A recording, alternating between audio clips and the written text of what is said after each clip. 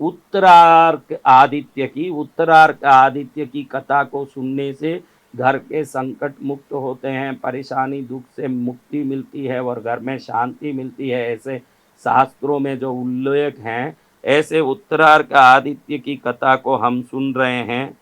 आ, उत्तरार्क आदित्य की कथा ऐसी है कि देवता अत्यंत परेशान हो उठे जब जब दानवों के, दैत्यों के, राक्षसों के आक्रमण होते थे।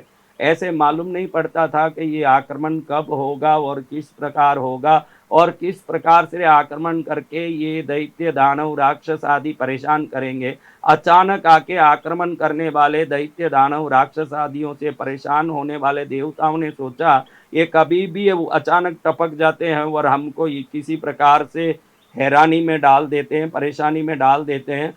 हम कब तक इनसे बचे बचे भागे भागे फिरेंगे, इसका कोई उपाय करना चाहिए। सभी देवताओं ने परम श्रद्धा के साथ, एक निष्ठा के साथ सूर्य देव की साधना शुरू की। जब सूर्य देव की साधना शुरू की तो सब लोगों ने एक साथ होकर के सूर्य देव की स्तुति से प्रसन्नता देने की, उनको अर्घ्य देके उनके विभिन्न उपचारों से प्रसन्न करने की पुरजोर कोशिश किया। तो देवताओं के स्तुति, स्तोत्र, तप आदि से प्रसन्न सूर्य देव उनके सामने प्रकट हुए। तो देवताओं ने दीन होकर के सूर्य देव को प्रणाम करके निवेदन किया, हे सूर्य देव, घड़ी घड़ी दानव, दैत्य, राक्षस आदि हम पर आक्रमण करके हमको हर बार परेशान करते हैं। हम इधर उधर भागे भागे फिरते हैं उनसे बचने के लिए। हमारी परेशानी से हमको मुक्ति दिलाइए।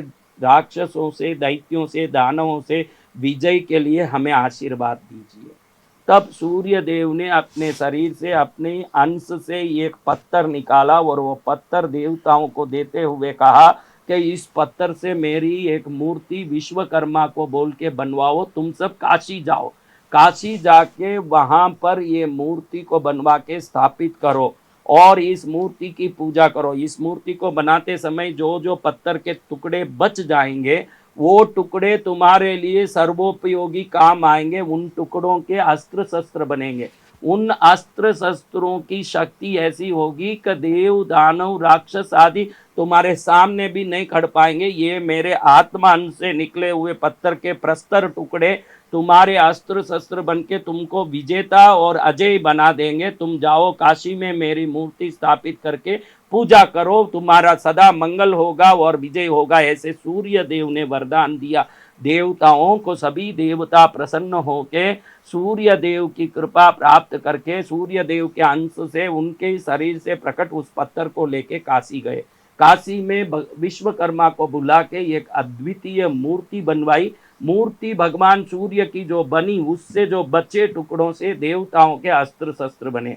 देवताओं ने इन मूर्तियों को काशी में आज जो अलईपुरा कहा जाता है, वहाँ आज एक बकरिया कुंड नाम का स्थान है, जहाँ अब ये मूर्ति नहीं रही, लुप्त हो गई है। लेकिन पहले इस जगह मूर्ति रहती थी, वहाँ मेला भी लगता था। इस स्थान पर देवताओं ने मूर्ति को स्थापित की। वो उत्तर स्थान में होने के कारण उत्तरार्क कुंड नाम का ये स्थान पड़ा। ये दूसरे आदित्य हैं। पहले हमने लोलार्क आदित्य की कथा सुनी, ये दूसरे आदित्य में भगवान सूर्य की कथा सुन रहे हैं। भगवान सूर्य के विभिन्न नाम, विभिन्न कथा, विभिन्न महिमा सुनने से पितृपक्ष में निश्चित ही पितृ पीड़ा से मुक्ति मिलती है, दोषों से मुक्ति मिलती है। सूर्य प्रभृति समस्त देवताओं की आशीर्वाद प्राप्त होती है। सूर्य मंडल में रहने वाली भगवती माँ और कुल देवता और सभी देवता, क्योंकि सवित्र मंडल में ही सभी देवताओं का निवास है, तो सभी देवताओं की कृपा भी इससे प्राप्त होती है। पितृगण भी प्रसन्न होते हैं। ऐसे सूर्य देव को देवताओं ने ये वक्रिया कुंड में भगवती पार्वती ने शिव से कहा कि प्रभु इसका नाम बरकरी पड़े, तो उसका नाम बरकरी कुंड रखा। भगवान महादेव ने उस कुंड के, बरकरी कुंड को आज बकरिया कुंड माना जाता है। उस स्थान पर देवताओं ने सूर्य की पूजा की। बचे हुए पत्थर के टुकड़ों से जो अस्त्र शस्त्र मिले, उन अस्त्र शस्त्र के बने हुए अस्त्र शस्त्रों से दानव दैत्यों से युद्ध किया। युद्ध में देवताओं की विजय प्राप्त हुई और सूर्य देव की कृपा से देवता विजयी हुए, अजयी हुए। और इन अस्त्र शस्त्रों के कई अस्त्र शस्त्र जो सूर्य देव के और प्रस्तर पत्थर के खंड से बने हुए अस्त्र शस्त्र हैं, वही वरुण, वायु, कुबेर आदि देवताओं के पास हैं ऐसे अस्त्र शस्त्र इसी मूर्ति के टुकड़े से बनी, जो मूर्ति काशी में उत्तरार्क आदित्य के रूप में स्थापित हुए। ऐसे आदित्य नारायण भगवान को प्रणाम करके दो आदित्यों की कथा हमने सुनी।